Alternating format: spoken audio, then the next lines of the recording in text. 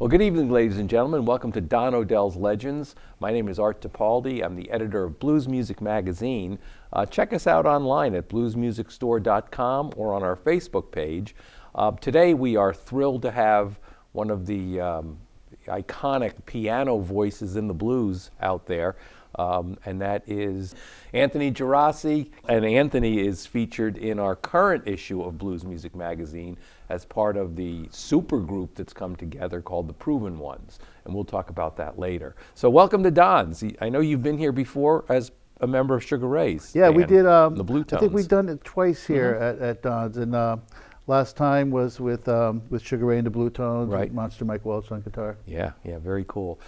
Well, the first question I have to ask you, it's always the thing that my wife and I always laugh and talk about, and I see it's in the story that's in the magazine. You told it to us over in Switzerland in Lucerne around dinner. You were 4 years old, and you said to your parents, "I need a piano." Yeah, just out of the blue. Like, and my parents are the most musical people you can imagine. I literally grew up in a house with no record player, obviously no musical instruments. Right. And really the only music I ever heard was driving around in the car, or the little things you would hear at church. You know, which if you think about church music is blues. Yeah, right. That's right. That's right. It's a 12-bar for Yeah. three chords. So when I was about 4, my grandmother bought me an Emony organ. Okay. One of those cheap little plastic things, and I started picking out like the notes of songs I heard in church and things like that. So I did ask my mother for a piano instead of a baseball glove or a Schwinn bike or something, And luckily they heard me. They could have said, "Yeah, sure, I'm going to get you a piano." Yeah. They got me an old $25 junk piano. But a real piano, not a little kid's. No, ones it was it was a junk upright, and they threw it in the basement next to my mother's ironing machine. If you remember the old ironing machines back then, my mother would sit behind it, with the little thing on the side and smoking a Pall Mall, and and she'd iron everything, socks, underwear. She didn't care. Whatever came out of the washing machine, she would iron. Yeah. But the piano was right next to it, so I would play like every day after school. And they finally got me lessons when I was about 6 years old. I just started, doing whatever kids do when they're first learning piano. I teach piano, so I'm almost using the same books that I started with. Yeah. And after about a year, the piano teacher said, maybe we should get this kid a real piano. Really? Wow. So my mother went out, unbeknownst to me, and went to a local piano store when they actually had piano stores. And bought me a baby grand, really small baby grand Kimball piano, and she paid $4 a week on it. And it was to me, it was like the most beautiful thing I've ever seen in my life. I polished that thing literally every day. Oh my gosh. And I'd play it from the second I got home from school, whatever grade I was in, 3rd, 4th grade. And my parents would say, "Hey, you want to stop practicing?" You know what I mean? Usually it's the opposite. Yeah. It's time to practice. That's right. Yeah. They used to tell me to stop, because I would be playing so often. It was in the dining room. We didn't have a big house. Right. So. Yeah. But as I said, my parents were very unmusical, but they were always supportive of me. From 4 years old, literally today. My mom's still alive, and she's still my biggest fan. God bless them. Yeah. So were you, as you were in this phase, were you experimenting on your own with things you were hearing in your head, or were you following the books and the charts in the books? A little bit of both. I remember a little later on, maybe when I was like about 12 or so, I had my regular piano lessons, but I also was taking piano lessons. I'm originally from just outside of New Haven, Connecticut, so Yale University is there. And they had a music school that was connected to Yale called the Neighborhood School of Music. And a lot of the teachers that would teach at Yale were kind of like moonlighting next door at the Neighborhood School of Music. So they're pretty heavy teachers and stuff. And I had a Russian teacher, thick Russian accent.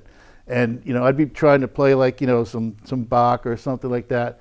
But I kind of always deviate. I could just see her like, going like this, And she goes, "No, that's not how you play it." So she'd bring in like, this 4-year-old girl and who would be able to play it perfectly and stuff. That's the way it should be played and stuff. Right. So I was kind of always deviating from the black notes that were on the page. Yeah. That's neat. Later on, I went to Berklee College of Music after high school, and I had a really good jazz teacher there. His name was Orville Wright. So of course the first day Sure. I had my piano lesson with him, I asked him how Wilbur was, So and we'd be playing like kind of jazz standards, and he'd be showing me some stuff, but I always be putting blues stuff, and he goes, man, you put blues in everything. I said, yeah, I do. Thank you very much. Yeah, and where did that come from? That I put blues in everything. Where were you hearing blues? Well, piano. When I was still in high school, I was never in like the jazz band or anything like that in high school, but I was always in kind of rock bands. Okay. And even the rock bands at that time, even like the Doors had, Backdoor Man on their first record, Willie Dixon song. Yeah. And so I always grabbed, even though if I didn't really know a lot about blues at the time, there was something about that sound that, I was kind of gravitating to, And so at my high school, I met this young musician named Ed Cherry. He was like literally the only African American at our school, and I found out he was a guitar player. Okay. So we had an instant friendship going, and I would stop at his house almost every day after school. I had a 250cc Ducati.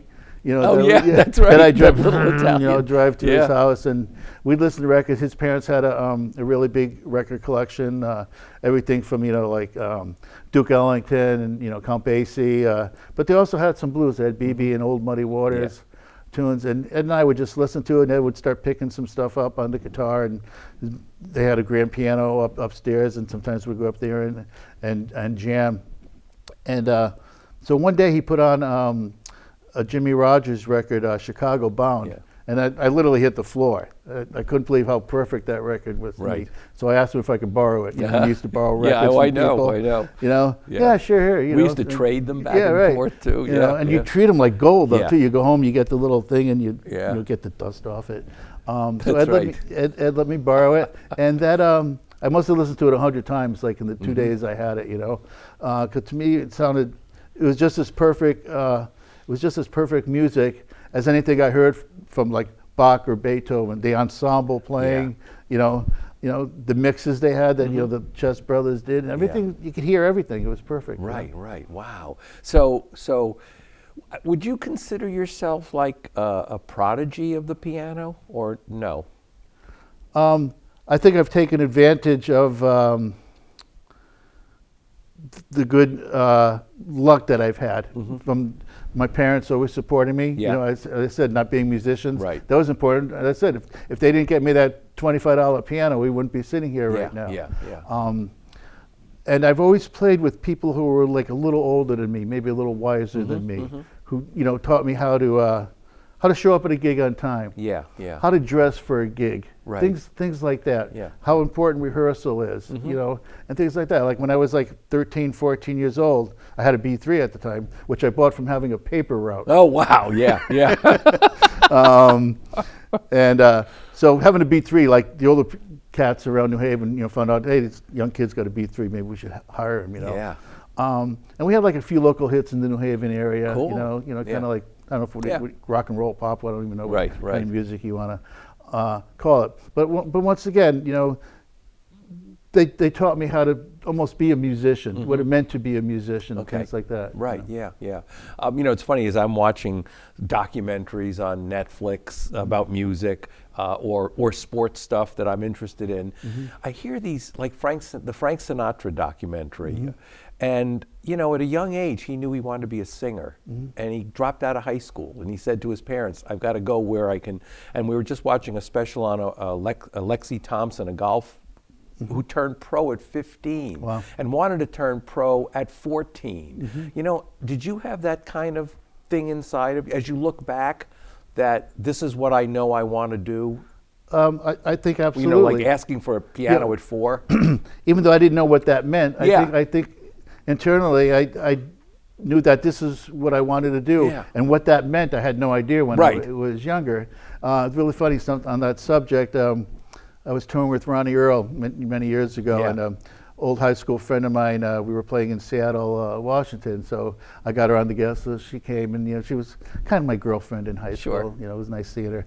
And she said, you just had one idea that you wanted to do, and you just went for it. And that, really, the way it's been my whole life. I've literally been in a band almost every day of my life Right. since I've been about 12. Right, yeah, You know, yeah. either my own band or my high school rock and roll bands. Yeah. When I got to college, played in a few bands around the Boston area. Mm-hmm. Then, I met Ronnie Earl. Yeah.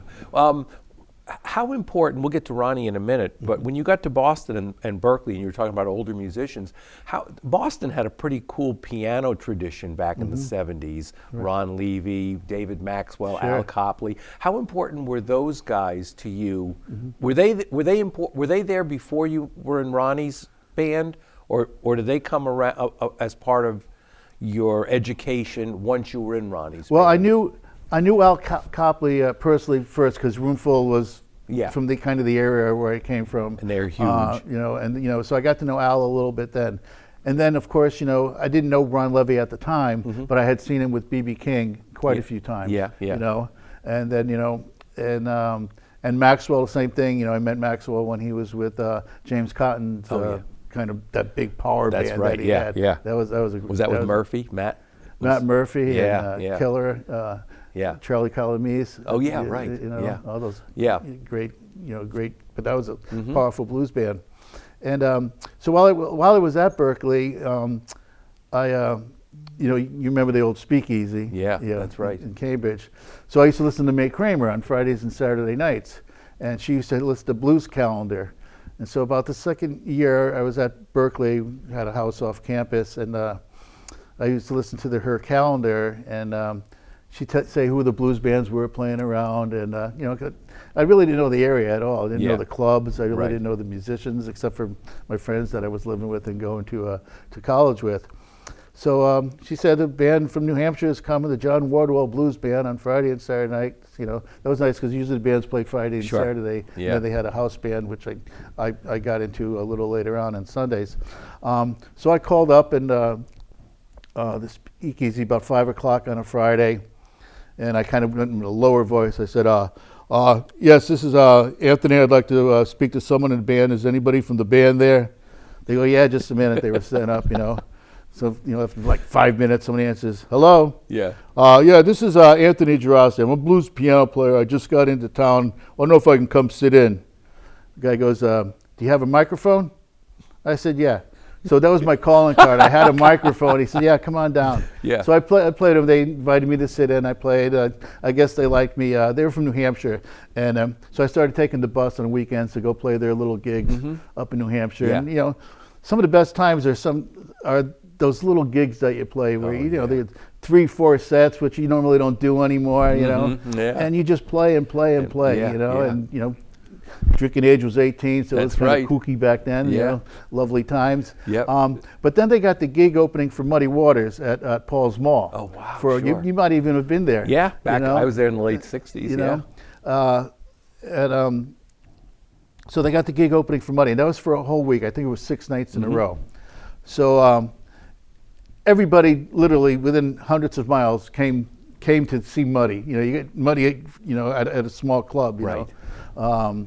So everybody came, and it was great. And to backtrack just to hear, Mrs. Robinson, who just put a book out about Robert Johnson. Yeah, right. Yeah, I was sitting next to Muddy Waters when she showed him the picture. Really? The only other picture that's ever been known gosh. of Robert Johnson. Yeah. And Muddy freaked out. He literally jumped out of his chair and said, "That's him! That's him!" And his my big, God. Yeah. and like the whole, it's like 20 I know, people. like the room, everybody just 20 got people quiet. in the green room, and everybody's like, Yeah. that. Yeah. I was God sitting just right came next there. to Muddy when she showed him that. Oh, man. and stuff, Wow. Okay, so from having that gig, I literally met everybody. Bob Margolin and Jerry Portnoy were living in the Boston area. Yeah. And when they weren't on the road with Muddy, they would host like these weekly jams.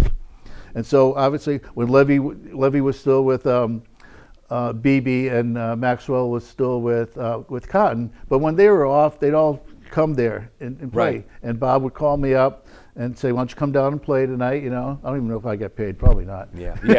Oh, the stuff we did for free. But I met I met all those guys and started to hang out with, and when you're, it's like those old cutting sessions they used to have in Kansas City. Yep. You better be ready, or else That's right. you're out the door. That's right. Yeah. And David would come when David took over. Man, it was like, holy cow. Yeah. I better go home and practice, And same thing with Levy, you know. Al didn't really come to those things because he was more down in Rhode Island. Sure. So, Yeah. But those of us that were living in the Boston area, it was really good. And you learn a lot from, becoming friends with someone. Right. Just, even if they're not showing you stuff per se, but, watching what they're doing, how they're doing things, Yeah.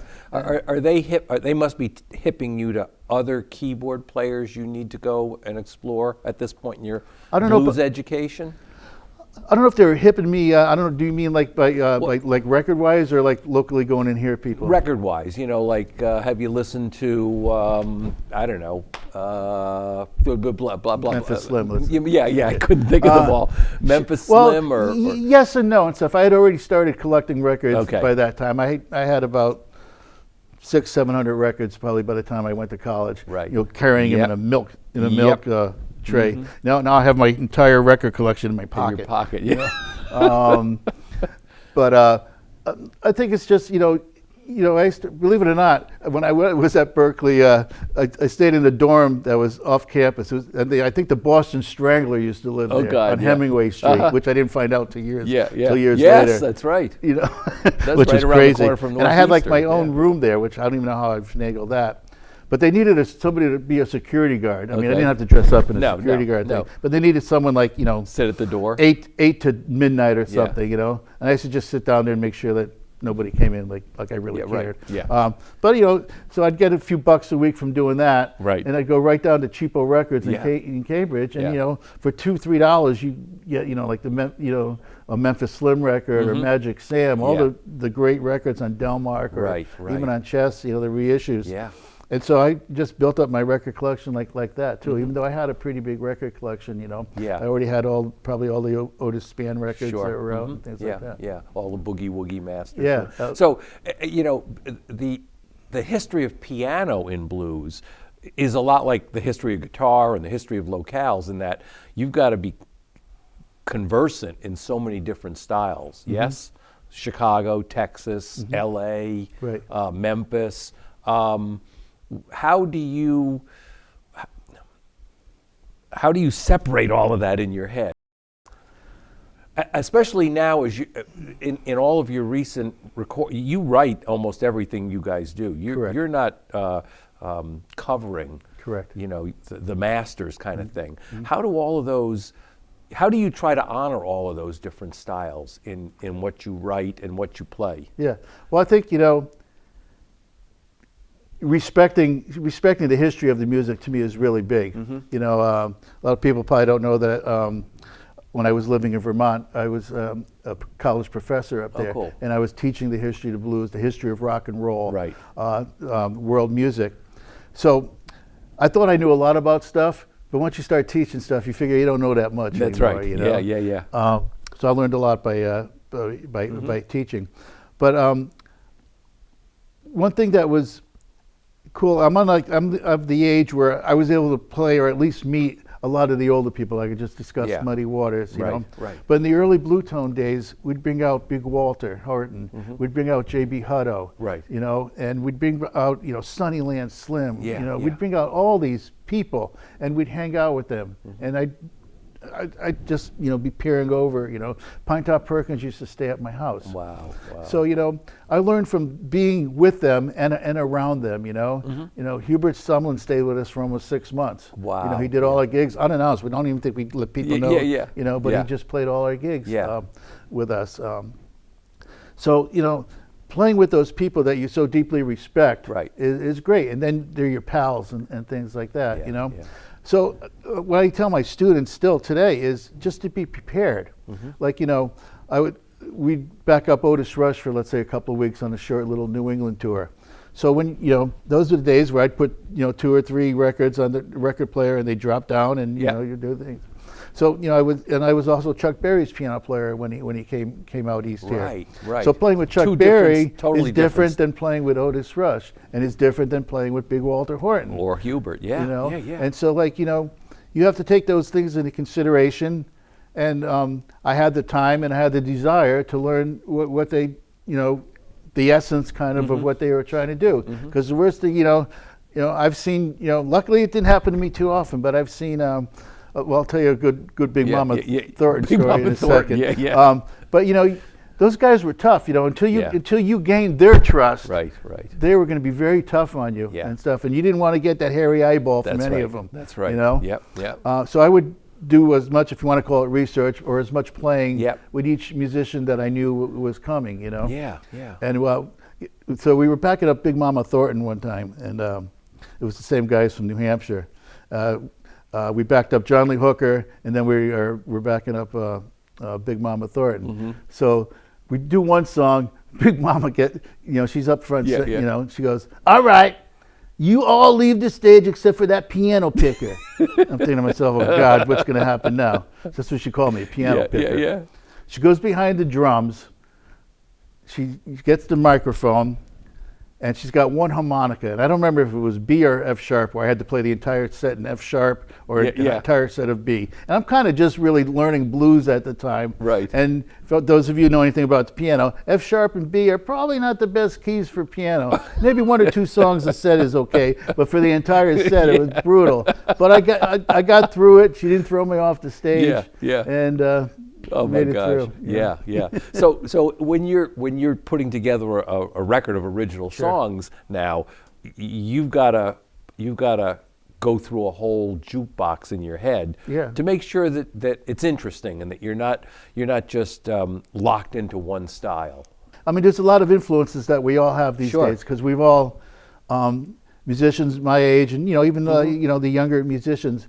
We can listen to a lot. Right. You can listen to the really Louisiana swamp blues pop stuff. Yeah. Like you said before, you can listen to T-Bone Walker. Yeah. You listen to Muddy Waters. You listen to B.B. King. Yeah. So they all, I think we all have that crock pot in our head that, we're kind of pulling things from it. Yeah. And maybe trying to make it our own without trying to copy something, Right. And I know with my songwriting, one of my favorite artists, I think it's his birthday today, Lightning Hopkins. It is. That's right. I have like thousands of records, thousands of things on my phone. What do I listen to like 99% of the time? Lightning Hopkins. Really? I swear to God, because a lot of his tunes have this is him and just a piano player, and it's just beautiful. And I love that stuff. That's cool.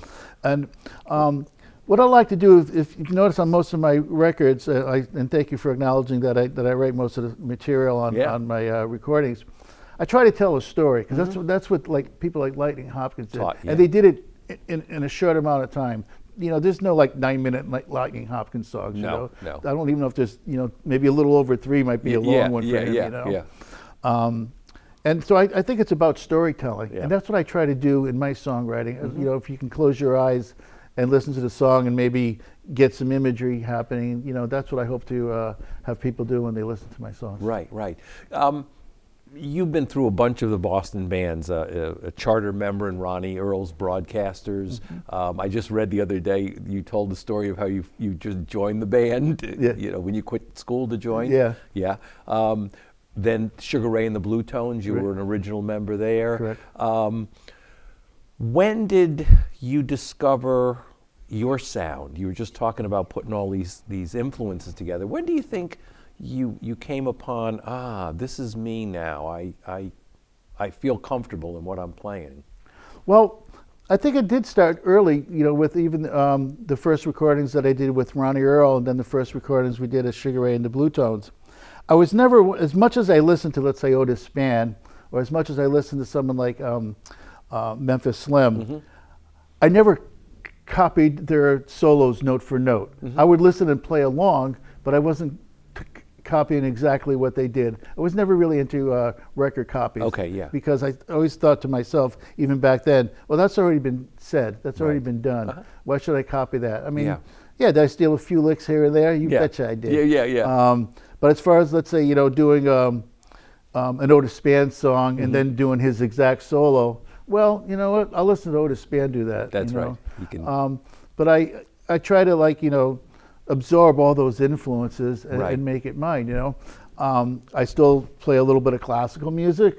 So I mean, I still, I practice every day, believe it or not. Right. You know. Yeah. I play piano every day at home, especially over the last year. I didn't have too much else to do. No, that's right. You know? Yeah. My wife works during the day. I Yeah. play piano literally all day. You know. Yeah. Yeah. I wrote all this. I just started a new record a couple of weeks ago. Actually going in the studio again this weekend. Cool. And I wrote all the songs for that. Yeah, Over the last year. I mean, I haven't even promoted my latest recording. Right, that's right. Yeah, and I'm yeah. already ready to do another Yeah. recording, which I'm sure a lot of my musician friends are in the same boat. Yeah, I guess as you're recording your own music, and you've been doing it now for, on your own albums for what, 25, 30 years? Well, yeah, since like Little Anthony and the Locomotive since yeah, the 90s. That's right. When So, go ahead. yeah, no, so I guess as you're doing all that, you're writing in your voice on the piano too, and there's probably little wisps of, oh, that sounds like a Pinetop kind of phrase there. Right. But for the most part, it's I'm assuming it's Anthony. Yeah. Yeah. I have one on the new record that I recorded a couple weeks ago, and it's really in the style of Otis' band. It was almost kind of like we were warming up, but it sounded so good. It's like 2 minutes. Yeah. And I'm going to call it Spanacopia. So after, you're involved in so many projects too right now. You've got Sugar Ray and the Blue Tones that you're still a member of. Not too often anymore, unfortunately. It's just like I can't do everything. Okay. I'm honored to be on the new record with with Little Charlie, his last recording, That's right. Charlie Beatty.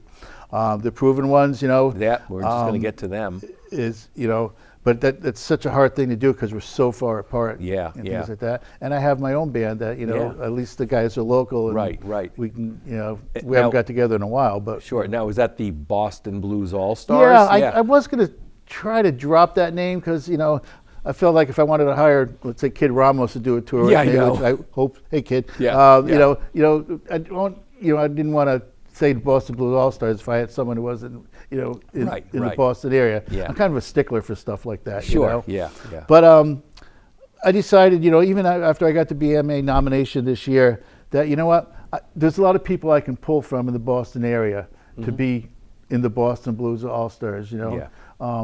And it might be different from tour to tour. Right. And I think that's kind of cool. Yeah. It keeps the music alive. I can pull from different areas of my recent career, so to speak. Right. And after I thought about it, I said, I think that's what I'm going to do. Yeah. And that Boston Blues All Stars band, you've been to the Lucerne Blues Festival in Switzerland. You did Norway, Notoden. Those are two huge festivals. Yeah. And that speaks to what Europeans know about Boston's place in the blues. That you're not just picking, the Brattleboro Blues All-Stars where they've never heard of anybody. Sure. They know that there's a huge, deep tradition of blues coming out of New England. Yeah. How did the Anthony, who just mentioned it, he's nominated for a Blues Music Award again for keyboards. Yeah. You've almost been nominated every year. 6 years in a row. 6 years in a row. You're part of Sugar Ray and the Blue Tones with a Blues Music Award nomination. Sadly, as we talk here today, the voting is ending today, is it? Or I think last Friday. Last Friday. The voting has already ended, and they will be making those announcements as to the winners June 5th, maybe? Yes, in June this year. June. It's normally in May. It's normally held down in Memphis with a huge celebration. But this year, as last year, they're doing it virtually. So if you're interested, if you're watching this and it's before June and you're interested, go to blues.org and you can watch the entire program with performances and awards for all 25 categories of best of everything. Yeah. And Sugar Ray and the Blue Tones, as I said, nominated. The Proven Ones nominated also? Just Willie J. Campbell for bass. Okay, so you didn't get a nomination for Blues Rock Album then? No. Okay. No. I got a nomination for Band of the Year for my Anthony, the Blues Boston Blues All Stars. That's right, yeah. And for the instrumentalist piano. Yeah. I still call it the Pinetop Perkins. The Pinetop. Well, I thought they do, don't they? Or it says instrumentalist piano now and stuff. Because they do call it the Coco Taylor Award. Correct. B.B. King Entertainer and the Pinetop. I was there the night that they decided to bestow that honor on him. Well, that's you know why you probably know why they Yeah, I know. Yeah, I was on the board back he then. won every year for like 50 years in a row. Yeah. So we're going to give him like an honorary thing. Yeah, and I was on the maybe let board everybody with else. BB, and it was like, BB wins. Everybody would complain to the Blues Foundation, and Yeah. finally, you know, it was like, let's just give, because who else could be Entertainer of the Year? Yeah, you know? sure, absolutely. But when he's, you know, you're 80, 85 years old, you're doing 200 shows a year. Come on now, yeah. So this new band now that you've cobbled together, it almost seems like it came together after one of your albums, the one in 2018. Why did you have to go? Yeah, because you've got basically the guts of the Proven Ones. Yeah. The Proven Ones is Anthony's new band. It's been around for about 2 years now, if I'm not mistaken. 2 CDs out, touring, etc. Features Anthony on piano, Kid Ramos. Well, let's do it this way. Anthony on piano from Massachusetts, Brian Templeton, vocals and harmonica from New Hampshire. And now we fly all the way across the country to Kid Ramos from California on guitar, Jimmy Bott drums from Portland, Oregon, and somewhere in the middle of the country, Willie J. Campbell from St. Louis, Missouri. How did, I mean, you guys are all-star blues musicians in your own. How did you guys come together? Okay, so about 5 years ago, we did a gig as the Manish Boys in Beirut, Lebanon, and Sugar Ray Rayford was there too. Yeah. And that's how, you know, I knew those guys from being in the Fabulous Thunderbirds and all the great bands they were in. But I'd never hung out with them because you see them, you know, for 15 minutes and they're gone and you're gone. Yeah. So out of the blue, I get a call from Willie J. Campbell. He goes, I got a New Year's Eve gig, and I want to see if you want to do it. I said, well, where is it? And he said, it's near where I live in Missouri. I'm thinking to myself, oh, Jesus, Missouri, on New Year's Eve. Yeah. And I literally just told my wife, you know, believe it or not, I don't like playing on New Year's Eve. I'd rather stay home, you know, it's crazy, you know. So I literally, like 2 days before I got the call, I told my wife, I'm not going to do a New Year's Eve gig unless I make at least $1,000. I'm thinking to myself, okay, good, I set myself up, I'm going to be home for New Year's Eve. Right. So Willie calls me, you know, he says, he goes, I got Kid Ramos is playing, Sugar Ray Rayford's going to play, Jimmy Bott's going. I go, okay, so what does it pay? I'm not even going to tell you what it paid, but I went to the gig. Yeah. And I was just already starting to plan my record that became Why Did You Have to Go?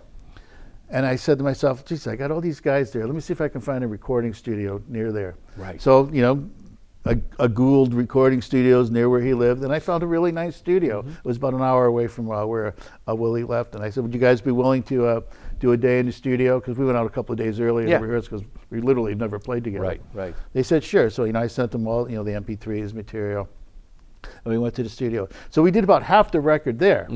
And, you know, and we did the gig, and we were thinking, hey, man, this sounds really, really good. Why don't we try to keep it going?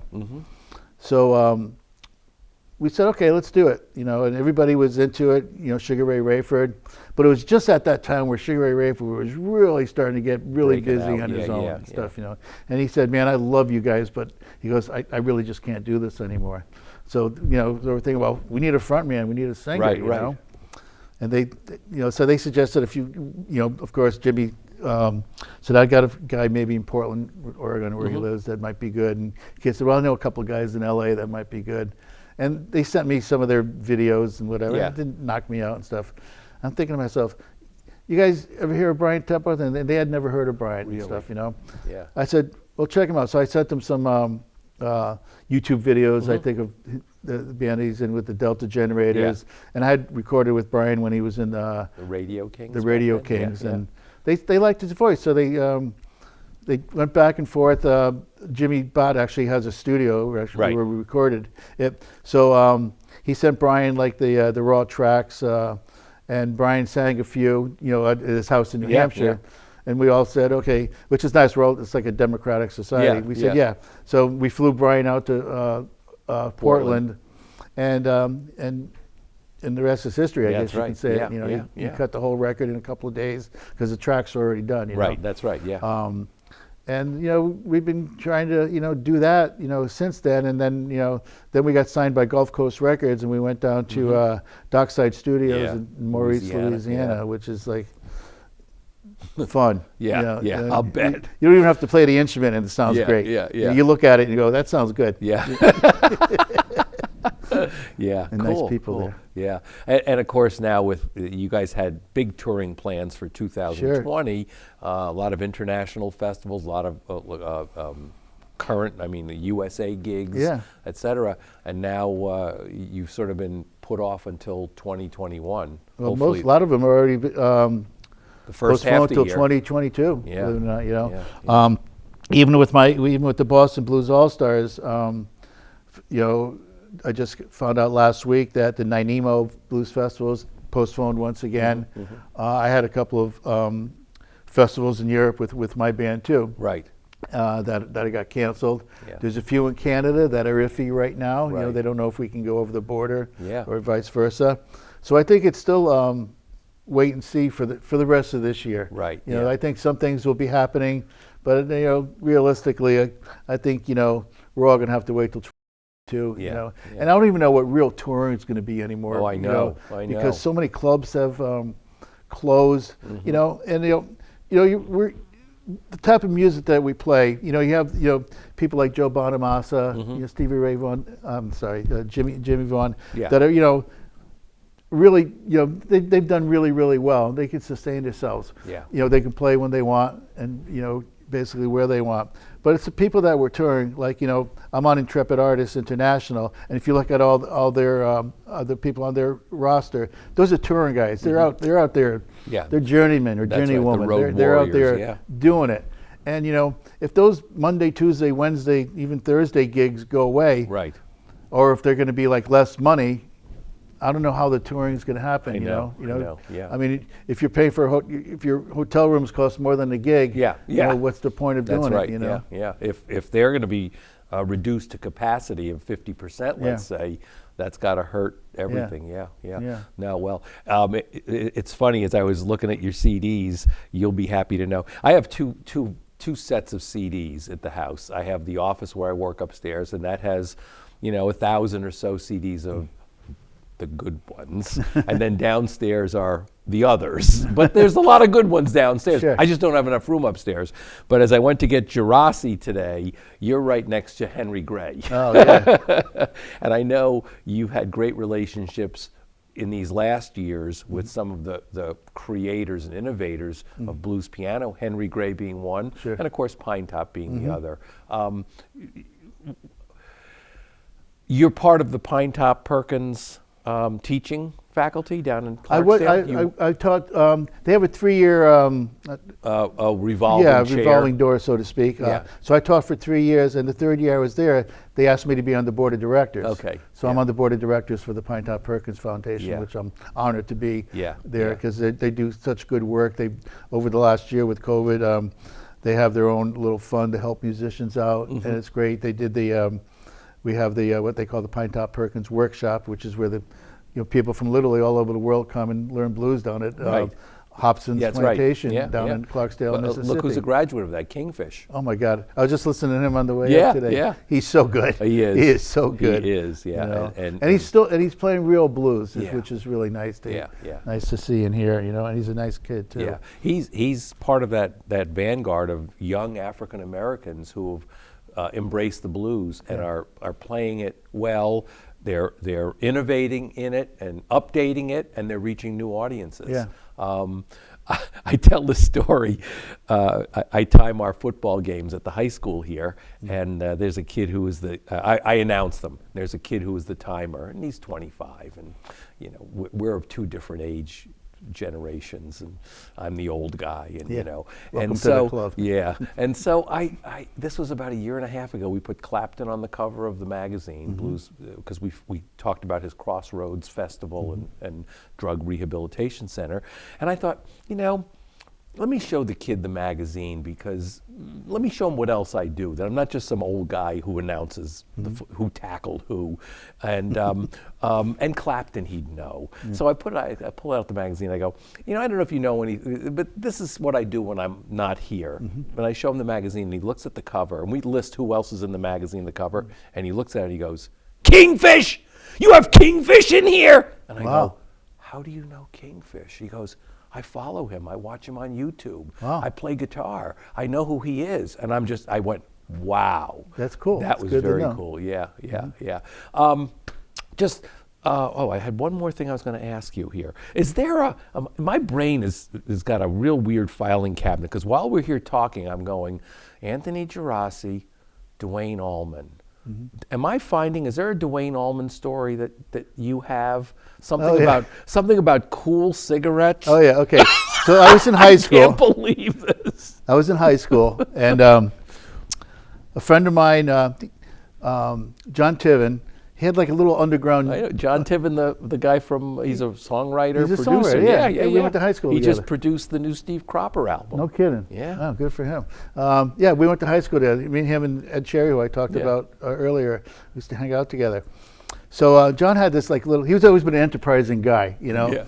So he had this little underground newspaper or magazine, whatever you want to call it back then, you know. And he, the Allman Brothers were playing at University of New Haven. Okay.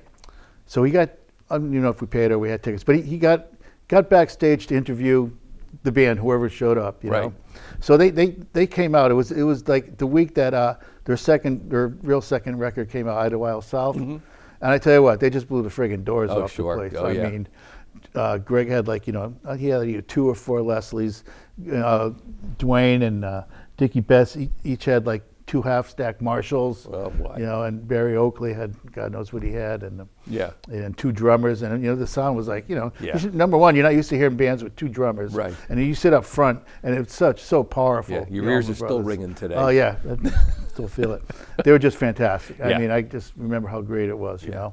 So after the show, we go upstairs to like one of the teaching rooms, and I think I said in the article that I wrote that, you know, stinking of highbrow escapades. You know, and it smelled of smoke. Those are the days in college where you can still smoke a cigarette while you're getting your lecture and everything. You know, so and it's bright. You know, those bright fluorescent lights. You know, it's like awful.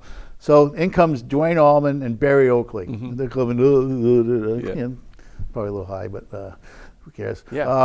So I had a Cool that I was smoking, and he had a Schlitz. He came in. He goes, "Hey man, can I have a pull off your cigarette?" I said, "Yeah, man, I'll trade you a pull off my cigarette for a pull off your Schlitz." So we traded. I was drinking his Schlitz. He was smoking my Cool, and then we went back and forth a few times. And we asked, you know, people were asking questions. They were interviewing them. They, you know, there was just before they got like super popular and stuff. You know, people knew who they were. Obviously, that was a hard-working band.